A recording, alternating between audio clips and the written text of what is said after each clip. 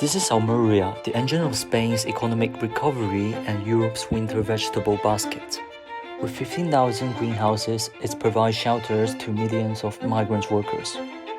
It becomes a key link in global supply chain, a typical low-end globalization network. Almeria's agricultural product can be served on Nordic table within 48 hours. It relies on informal cash trading modes to connect the labor force in Spain with consumer markets in Northern Europe. But what supports this economic miracle is an unspeakable secret. New immigrants usually enter the country with a short-term visa or stay overdue. They enter the labor market but they don't have legal status. They must work for 2 years without rights and not dare to report exploitation. After 2 years, if they can acquire an employee's guarantee, they can apply for legal status. This is not just a policy loophole. This is a systematic practice of making illegality. Through the law, the state has taken the initiative to create a gray area between legal and illegal to continuously supply the squeezed labor for economic sector.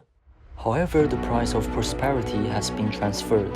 The continued influx of population has exacerbated the already strained resource of housing, healthcare, and education. Local residents feel that their living space is squeezed and dissatisfaction is growing quietly.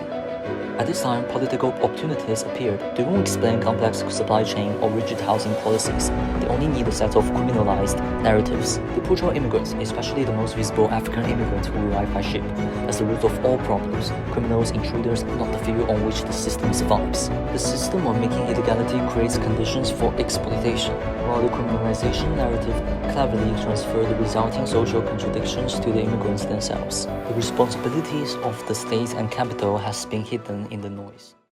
A cycle has been formed. Economic dependence on immigrants, social exclusion of immigrants, political utilization of exclusion.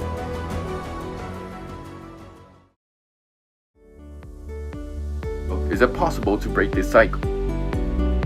First, to establish more legal and transparent seasonal work visa channels so that immigrants can obtain legal status and rights guarantees before entering the country. Second, strengthen the labor supervision to crack down on the hiring of black workers and exploitation. Third, invest in subsidized housing, healthcare, and education on large scale. Each of these solutions challenges the inherent pattern of interests of the upper class, which means the change must come from the requirements and actions of every cell in our society. So, what can we do? First, visit the website of Elcano Royal Institute, or CEAR, Spanish Refugee Assistance Council, for an in-depth analysis based on facts, and support local families scientifically.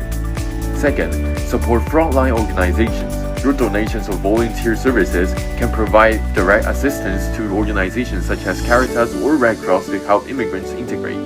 Third, advocating policy reform. Write to city hall and councillors, calling on them to support fair immigration laws and subsidized housing policies. Fourth, carry out ethical consumption. If possible, choose to buy products produced by farms or companies that promise to protect the fair rights and interests of workers. The story of Spain is also the story of globalization. It tells us that no one is born to be exploited, and no community is destined to survive in fear. A future that can maintain economic vitality and social equity depends on the choices made by each of us at this moment.